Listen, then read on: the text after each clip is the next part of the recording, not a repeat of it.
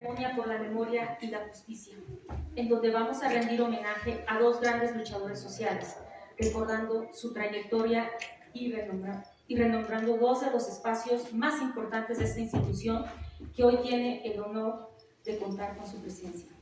Los invitamos a ver la proyección del video 1968, el año en que el mundo cambió.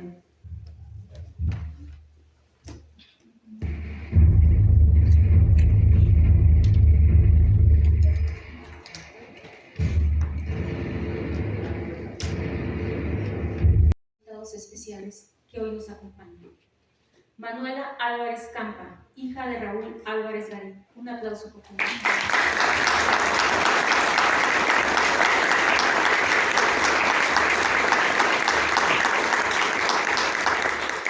Tania Álvarez Garín, hermana de Raúl Álvarez Garín.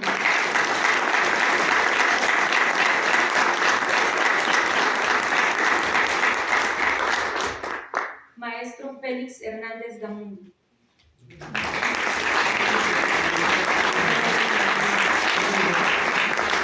José Antonio Rojas.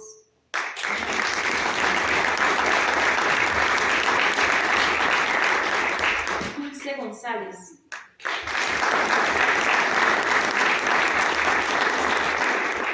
Romeo Cartagena.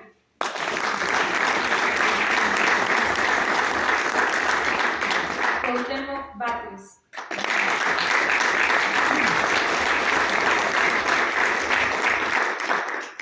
David Roura.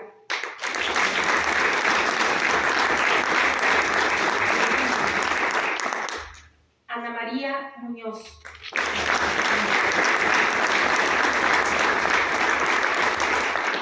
Ana Ignacia Rodríguez.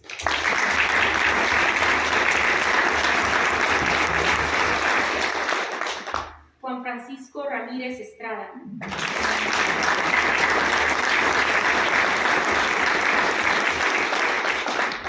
María de Jesús Méndez Alvarado.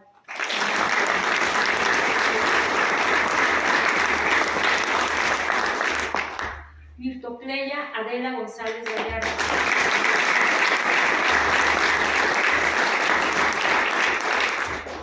Y Enrique Ávila Carrillo.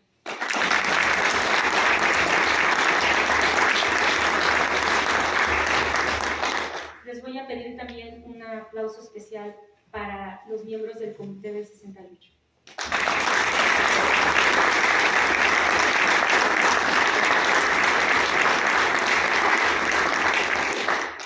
Ahora escuchemos las palabras de Argelia Chagoya Martínez sobre el movimiento del 68.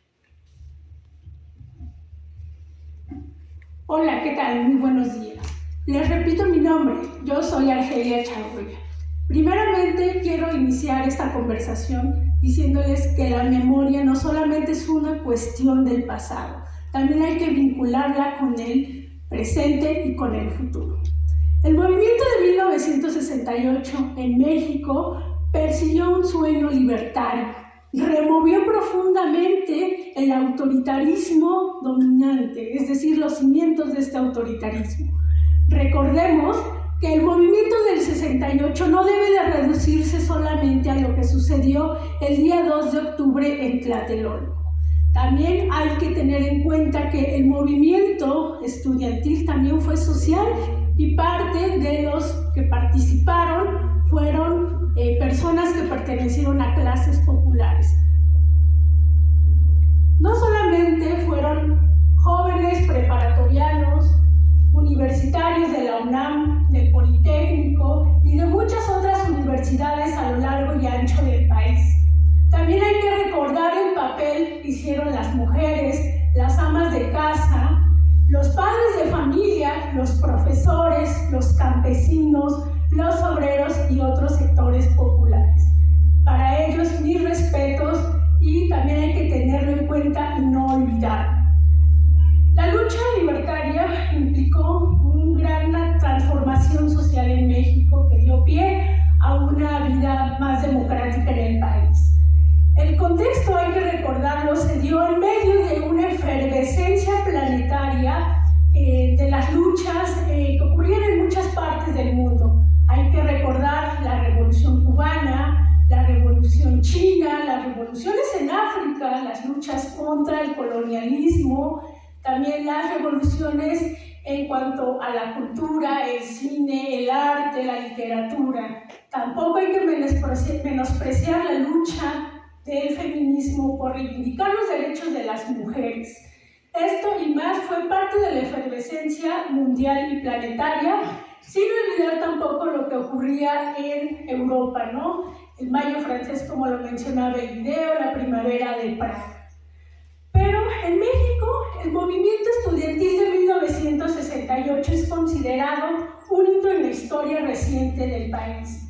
Reconocemos a la comunidad perteneciente a los sectores populares que ya les había mencionado anteriormente, a los jóvenes, a las mujeres, gracias Nacha, y a las demás mujeres que participaron en el movimiento, que seguramente no fue fácil ante un dominio masculino en el movimiento, ¿no? Gracias a esos jóvenes, a esa generación en el 1968 que se lanzó a un mar de hazañas con un espíritu contestatario ante un autoritarismo brutal. Recuerden que el país se encontraba en una situación que hoy no lo reconoceríamos, ¿no? Por ejemplo, estaba esta situación de la falta de libertad de expresión, la falta de garantías en cuanto a los derechos democráticos, los derechos humanos. Existía mucha manipulación en los medios y sobre todo una atmósfera de represión. Hoy en día es innegable el valor histórico de la lucha, sobre todo por la herencia a las generaciones subsiguientes, pero sobre todo porque también el país tuvo esta herencia en la vida democrática, ¿no? Parte de esta herencia es que los jóvenes hoy en día seguimos luchando, seguimos alzando la voz, nos seguimos solidarizando con otros movimientos sociales y nos indignamos ante las injusticias. No hace mucho tiempo, pues también alzamos la voz ante el autoritarismo del priismo, específicamente con Peña Nieto, con el movimiento Yo Soy 132. También la lucha popular de indignación en contra de las desapariciones forzadas y la violencia en México. Específicamente, el movimiento popular por la desaparición de estudiantes de la Escuela Normal de Ayotzinapa. Y hay muchos ejemplos más, ¿no? De cómo los jóvenes seguimos participando y alzando la voz. Seguimos mostrando la solidaridad ya sea con los movimientos sociales campesinos, a movimientos socioambientales que hoy en día son una emergencia no solamente en el país, sino a nivel mundial, ¿no? Luchas solidarias a favor del zapatismo, en la huelga del 99 en la UNAM y muchas otras luchas más. Hoy en día, como joven, reafirmo mi orgullo ante los integrantes de este movimiento. Recordemos que los integrantes no solamente fueron nombres reconocidos, sino parte de los sectores populares, ¿no? Pero también esas personas que fallecieron, las personas que actuaron bajo el anonimato o que sus nombres no son reconocidos, ¿no? A ellos mi profundo agradecimiento por trastocar estas estructuras de poder y trascender en la vida del país. Hoy en día es muy importante el tema en el país. Niños, mujeres, jóvenes hablan del tema, incluso en los textos, en los libros de texto gratuito es un tema recurrente. Por ejemplo, en mi experiencia docente, pues he tenido que platicar esto con jóvenes en contextos rurales. Por favor, no olvidemos que la impunidad continúa, que no debemos de olvidar lo sucedido en la matanza del 2 de octubre, perpetrada por el ejército al servicio de un Estado autoritario. Fue un acontecimiento brutal y genocida. También agradezco a nombre del Instituto Nacional de Ecología y Cambio Climático la presencia de los integrantes del movimiento del 68 y hay que seguir recordando esta lucha histórica. 2 de octubre no se olvida y es de lucha combativa. Gracias.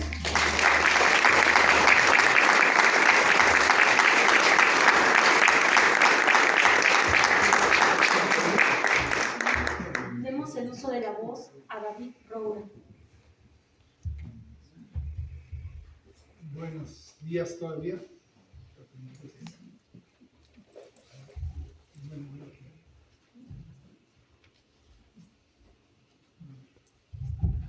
Bueno, buenos días. Mi nombre es David Roura y para mí es un honor estar aquí en la mesa con los compañeros, pero sobre todo representando el nombre de Raúl Álvarez Garín. Raúl Álvarez Garín, estoy cierto que nació para luchar. Esa fue su convicción, esa fue su vocación. En los años tuve el honor de ser no solo camarada, sino amigo de él. Nos demostró su valía en este proyecto de la vida en México. Hijo de una familia muy revolucionaria, don Raúl Álvarez y doña Manuela Garín.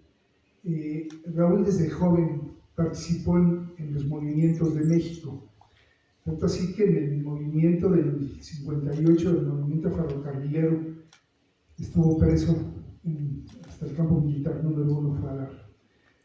Ahí se vinculó se terminó de vincular con Valentín Campa, que luego se reencontrarían. Valentín en el 58 fue preso, como todos sabemos, y se reencontrarían en Lecumberri 10 años después. Pero Raúl siguió militando. Él perteneció a los Juventudes Comunistas, pero chocaba con la burocracia del Partido Comunista Mexicano. Su línea estalinista no era para una mente tan libre como la de Raúl. Y yo creo que también tuvo mucho que ver su relación con José Revueltas, ¿no? En todo esto. Raúl estuvo muy cerca del movimiento magisterial, donde se empapó muy cerca de Otón Salazar, y en el movimiento médico en los años 60. Era una persona que no se desvinculaba de nada. Estaba vinculado, obviamente, él era físico, estaba en la Escuela Superior de Físico-Matemáticas del Politécnico, pero estaba vinculado también con la Universidad de Chihuahua, que era muy efervescente en los años 60, y con la Universidad Michoacana, con la Universidad Nicolaita. Y ya era reconocido como un líder estudiantil por estas organizaciones universitarias. Raúl, cuando llegó el movimiento estudiantil, como vimos aquí en el documental, ni tardo ni perezoso, fue de los que impulsó la huelga en el Politécnico. Y en la marcha, que fue la primera marcha, donde la encabeza el doctor Javier Barros Sierra, Raúl se acerca al rector y le dice que si les permitía a los politécnicos participar en esta marcha. Javier Barros Sierra estaba marchando, sí, por su universidad, pero por aquel bazucazo en la escuela de San Ildefonso de la Preparatoria 1 y 3. Allí, varios de los que están aquí ya estaban presentes, Ana Ignacia Ganacha. Allí aparece en una fotografía al lado del rector, y algunos más que puedan estar aquí en esa primera marcha. Y Raúl fue de los que impulsaron el reconocimiento de que el movimiento tenía que ser estudiantil completamente. Y entonces había una división tremenda entre el Politécnico y la universidad, y con eso se acabó. En ese día, en esa marcha, se terminó con esa falacia y comenzaron a hacerse las reuniones tanto en los auditorios de la universidad como en el Politécnico. Todo eso fue impulsado mucho por Raúl. Él tenía una visión muy clara de lo que estaba en su elemento, estaba en la lucha, estaba en la organización. No voy a platicar lo que fue el movimiento, ya lo vieron, pero Raúl fue un gran impulsor de que este movimiento no se quedara en las aulas, sino que trascendiera a otras universidades, como trascendió inclusive a universidades particulares, y que comenzara a ser un movimiento popular. Con la represión del 2 de octubre, donde fueron detenidos casi todos los dirigentes del Consejo Nacional de Huelga, terminaron unos en Lecumberri, que es el campo militar número 1, pero al final todos fueron a Lecumberri. Y allí en Lecumberri se hace una amalgama de pensamiento crítico y político muy interesante, que además nutriría mucho al movimiento social en México. El maestro José Revueltas, toda un ala de las juventudes comunistas del Partido Comunista, pero también luchadores como el doctor Fausto Trejo, que era maestro del vocacional número 7 y de la Facultad de Psicología en la UNAM. Todo esto va haciendo que Raúl, ahí mismo dentro de la cárcel, tome el liderazgo del movimiento, y a falta de un juicio justo para algo que exigía justicia, los tenían sin sentenciar, y fue Raúl el que ideó e impulsó una huelga de hambre que nos trastocó a todos los que estábamos fuera de la cárcel y que íbamos a las visitas, aunque fuera nada más afuera de Lecumberri, pero también a recibir, a dar comunicación de lo que pasaba en los comités de lucha, y a recibir también indicaciones de Raúl, ¿no? Cómo olvidar a tu abuela, y cómo olvidar que allí la Chata Campa, que fungía como una gestora de Valentín Campa, redactando cientos de cartas, haciendo una relación epistolar con medios de la política y de la cultura, influyó también en el pensamiento de Raúl Álvarez Garín, con quien encontró su pareja y su amor, y pues tuvo el fruto de 2 hijos. Raúl encabezó la huelga, y por más que la quisieron acallar la prensa, como le había querido callar al movimiento, trascendió internacionalmente, y gracias a esa huelga de hambre fue que comenzaron a caminar los juicios, y bueno, sentenciaron a todo el mundo mínimamente a 17 años de cárcel, cual las compañeras Tita, Nacha, y las que están, la licenciada Aleida Castillejos, y otra más que se me olvidó su nombre, allá en la cárcel de mujeres, que debo de confesar que nosotros, y siempre le ofrezco una disculpa pública a Nacha, las olvidamos porque íbamos ahí a Lecumberri, pero nunca fuimos a la cárcel de mujeres hasta que salieron libres, ¿no? Y ya después con Nacha fuimos, y con Tita, a ver dónde habían estado presas. Este libro me lo quise traer hoy, está dedicado a mí, me lo dedicó Raúl Álvarez Garín en el 2002. Es el libro, yo creo, más claro que se escribió y más profundo sobre el movimiento estudiantil.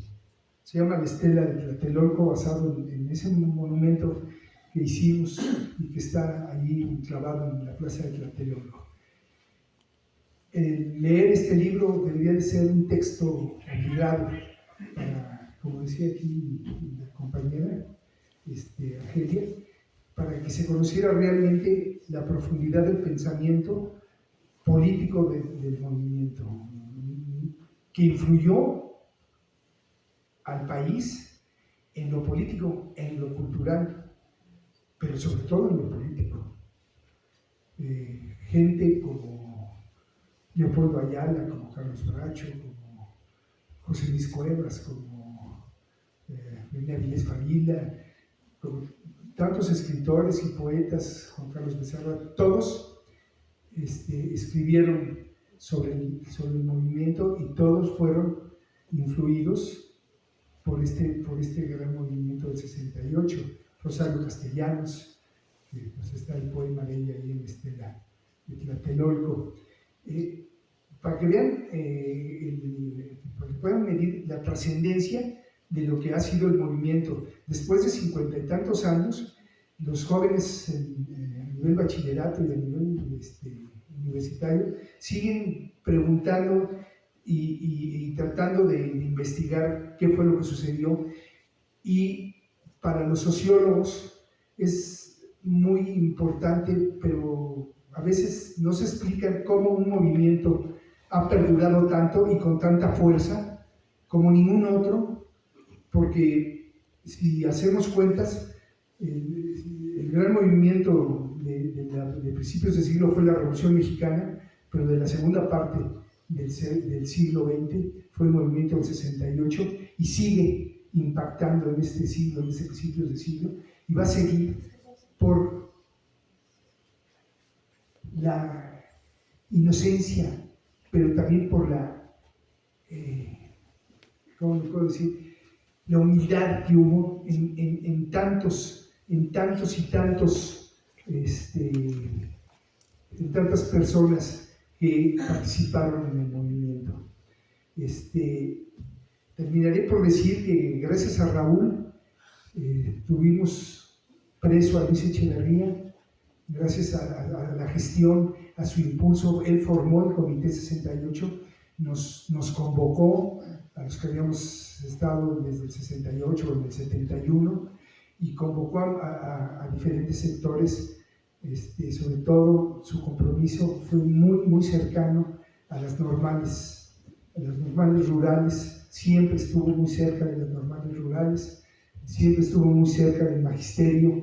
Él siempre en las reuniones había representantes del magisterio, del Nexum, en las marchas del 2 de octubre, y gracias a él fue que se abrió la fiscalía y que Luis Echeverría estuvo en calidad de preso, como el único presidente de este país que ha estado preso, ¿sí?, por cuestiones de crímenes de lesa humanidad.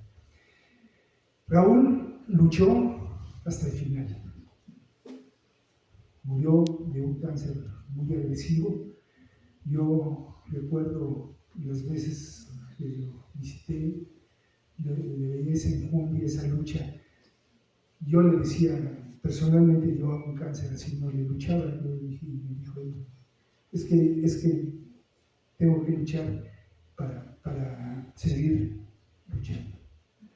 Ese era Por eso digo que Raúl fue un hombre que nació para luchar y fue un líder innato, ¿sí?, y muy cercano a las artes, muy cercano también al movimiento ecológico, muy cercano a cosas que uno pensaría que un físico matemático estaría lejos. Era una persona sumamente sensible, sumamente humano, muy allegado a los jóvenes,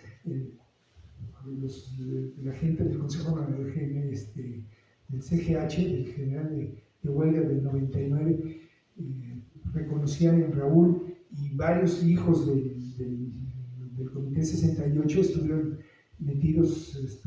sus hijos metidos en el CGH, y gracias a eso pues, se logró que se sostuviera la gratuidad de los estudios, y todos iban a tomar ciertas directrices de Raúl. O sea, para que vean el tamaño del liderazgo, y hasta el día de hoy, ¿no?, hasta dónde llega, ¿sí? Sigue presente entre nosotros. Aquí, aparte de los miembros que nombraron del Comité 68, está Luis Tuñón, que pido un aplauso también para él, porque no se lo dio. Está Enrique Zagar, también el comité nos acaba de incorporar Adolfo Palma, también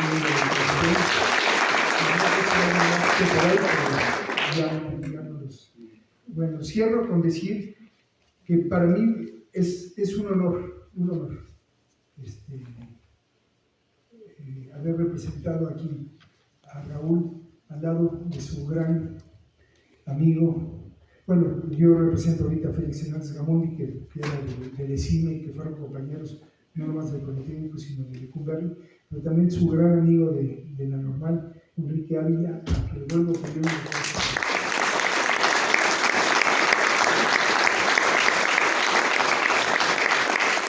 Muchas gracias.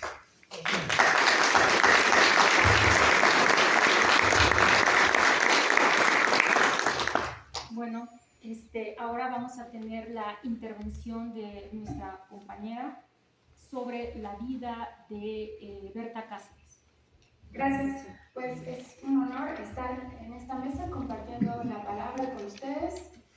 La verdad es que estoy llena de alegría y de nervio porque ver las luchas y conocerles así en vivo para mí es impactante porque nos han dado un ejemplo de vida.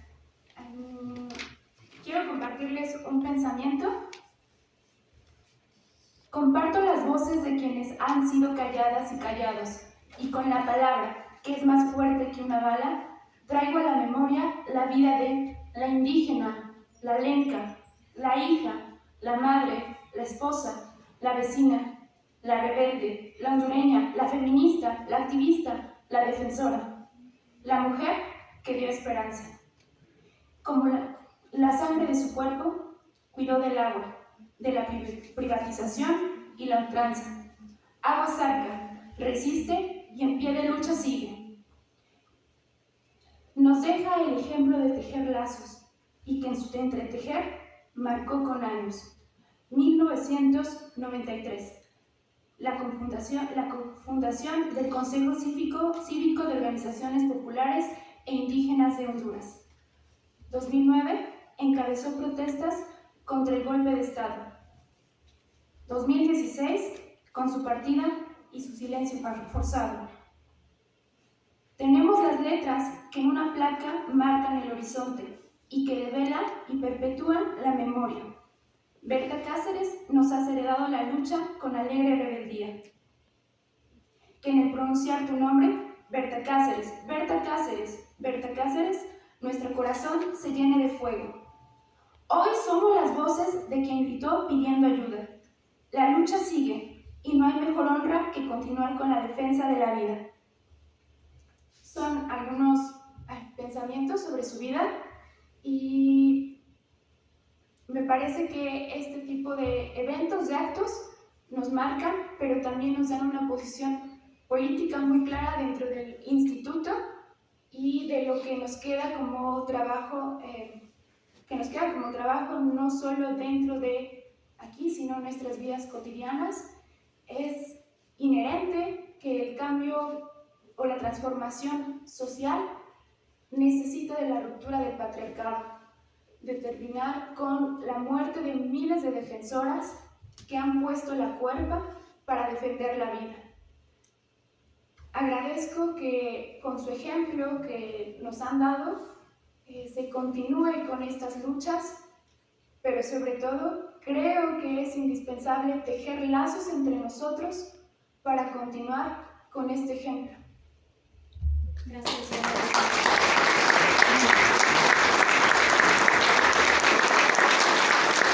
Ahora escuchemos el mensaje de nuestro director general, Agustín Ávila. Gracias, Iturali. Lo primero que quiero es agradecer al equipo que hizo posible esta ceremonia aquí en INEC. Es algo que queríamos hacer el año pasado y que no fue posible, pero lo concretamos en esta fecha.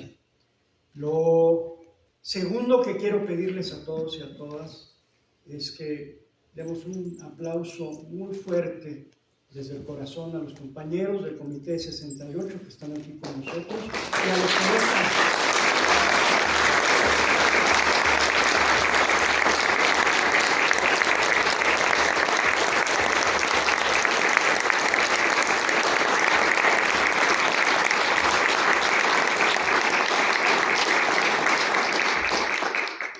nosotros es muy importante este evento. Vamos a develar 2 placas, una dedicada precisamente a la generación del 68 y a Raúl Álvarez Garín, este gran luchador que representa simbólicamente a toda una generación que luchó por la democracia en nuestro país, por las libertades democráticas, y que fue aplastado su movimiento de manera extraordinaria por el ejército mexicano, dejando decenas de muertos y centenas de presos. Entonces, eso es algo que no podemos olvidar en la historia de este país. La segunda es una gran luchadora latinoamericana que se enfrentó a la voracidad minera en Honduras, que defendió las tierras lencas frente a la voracidad del agua de empresas mineras. Entonces, recordamos a Berta Cáceres en esa gran lucha por la defensa del territorio, la vida, la ecología. Entonces, estamos reconociendo algo importante y que quiero dejar claro. En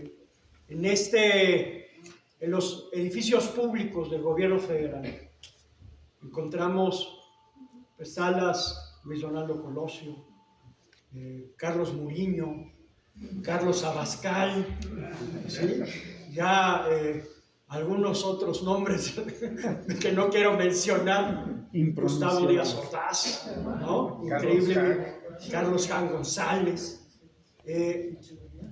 Y como bien han dicho los compañeros, las compañeras que me precedieron, también David, apropiarnos de la memoria y nombrar los mismos salas con esas personas que vienen de abajo, que nos mostraron tenacidad, que nos mostraron que el sentimiento tiene que estar acompañando la lucha, es fundamental para nosotros. Es fundamental como ejemplo, sobre todo a la generación de jóvenes y jóvenes que componen el INEC, porque nos enfrentamos al reto más grande de la humanidad, que es el cambio climático. Es el reto más grande. No había fenómeno más fuerte en el mundo como este. Nos está llevando al peligro de extinción del ser humano y el resto de los seres vivos. Entonces necesitamos una energía, una convicción como lo que tuvo esta generación del 68. Como el ejemplo que nos mostraron en sus juventudes de enfrentarse a un sistema totalmente cerrado, autoritario, que no permitía la libertad de expresión, de manifestación, pero donde esos meses en los que estuvieron en las calles mostraron la decisión por cambiar a México y por cambiar el mundo, sumándose a esa gran ola mundial que fue el movimiento del 68, luchando por la democracia, luchando por un movimiento cultural que nos permita expresar no el autoritarismo, no el poder ejercido de manera militar desde arriba, sino algo que se va construyendo precisamente desde abajo. Entonces, ese ejemplo necesitan los jóvenes del INEC, el personal del INEC, para enfrentarnos al cambio climático. Tener la voluntad de caminar con el pueblo, de caminar con la gente, de acompañar realmente los movimientos de defensa del territorio, de la vida y la ecología, porque ahí está el futuro de todos. Entonces, agradecerles firmemente a ustedes que nos dejen ese legado de lucha, de no vencernos, de no rendirnos, porque hoy más que nunca lo necesitamos. Y como bien expresaba David, Raúl fue el claro ejemplo de ello. Alguien que no dejó de luchar aún en la enfermedad, que estuvo ahí acompañando siempre al pueblo de México en las causas justas, en los periodos más oscuros que no debemos olvidar que tuvo esta país. Y lo tenemos que hacer porque la memoria es lo que da sentido al futuro, al horizonte. Y sobre todo la memoria biocultural, esa memoria que viene de los pueblos indígenas, de cómo relacionarse con la naturaleza, cómo producir sin agroquímicos, sin transgénicos, sin generar contaminación atmosférica, sin precisamente generar relaciones de explotación, de dominio. Entonces, esa memoria biocultural era la que caminaba también Berta Cáceres, y es de la que tenemos que aprender. ¿Sí? Una mujer que supo poner su cuerpo, su vida en la defensa de un territorio, que tal vez no era México, pero es la patria grande, nuestra América, que también eso es herencia del 68, el pensamiento internacionalista, el caminar con los pueblos del mundo en solidaridad para construir otro mundo. Entonces, Berta en ese sentido fue un ejemplo esencial. Y en particular en estos momentos lo es. Porque si algo nos está mostrando el país, es que los casi 40 años del neoliberalismo que vivimos dejaron un país destrozado, con el tejido social roto, con una economía delincuencial en su máxima expresión, que hoy sale a la luz precisamente en el juicio que le están realizando a García Luna en Estados Unidos. Pero lo más fuerte que dejó es el dominio corporativo del territorio. Como una Secretaría del Medio Ambiente en los sexenios pasados, en el de Peña Nieto, Calderón, Fox, era simplemente una agencia de trámites medioambientales para las grandes empresas. Cómo se otorgaban permisos para contaminar, para destruir el territorio, para destruir la ecología. Y hoy estamos reivindicando otro camino que implica caminar con los guardianes y guardianas del territorio, caminar con aquellos que están defendiéndose frente a las minas y estar del lado de la gente que se defiende frente a las minas y no de los grandes propietarios mineros. Significa enfrentarse al mismo gobierno más poderoso del mundo, que son los Estados Unidos, y no permitir la contaminación transgénica de nuestro país y defender los maíces criollos nativos originarios de México. Implica claramente hacer frente a la fractura hidráulica, que fue el último acto de entreguismo de Peña Nieto durante su gobierno, que fue concesionar miles de pozos en este país a empresas extranjeras para que rompan la tierra, extraigan arenas bituminosas, ni siquiera petróleo, y estén generando grandes emisiones de gases de efecto invernadero. Implica claramente oponernos a los monocultivos destructores de la ecología, de la vida, de los bosques y de las selvas, oponernos al cultivo de soya que está despojando a las comunidades indígenas mayas de la península de Yucatán, que está acabando con las abejas, que está acabando con la biodiversidad, oponernos al cultivo de la palma africana que está destruyendo la selva lacandona, la selva maya, y que es herencia del periodo neoliberal y que indudablemente genera también una contaminación impresionante y una pérdida de la vida ecológica del planeta. Oponernos de manera frontal a todos esos monocultivos forestales que se impulsaron durante el calderonismo y el peñanietismo, como la introducción de especies invasoras en los bosques, que lo que han generado indudablemente son problemas de plagas y de contaminación de muchos de nuestros bosques y de nuestras selvas. Oponernos claramente a que las empresas extranjeras vengan a nuestro país y sigan contaminando y no paguen las consecuencias. Que hayan agarrado a México, gracias a un tratado de libre comercio, como el país donde pueden contaminar libremente y que nos dejan infiernos ambientales impresionantes, como la cuenca de Tula, Tepeji, Apasco, Atitalaquia, que tiene la peor calidad del aire de todo México, como la zona metropolitana de Guadalajara, donde 1 de cada 4 días el aire tiene la peor calidad de todo México, como la zona metropolitana de Monterrey, donde no solamente tiene una pésima calidad del aire, sino ya no hay agua para que la gente y las empresas puedan seguirse instalando.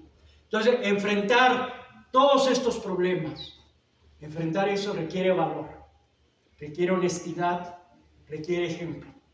Y en ese sentido, agradecemos a los compañeros del 68 su ejemplo, el haber estado, el habernos mostrado durante toda la vida un ejemplo de cómo hay que ser, de cómo hay que caminar. y qué mejor oportunidad que decírselos en vida, agradecerles que hoy estén con nosotros y que reciban una gran abrazo muy grande.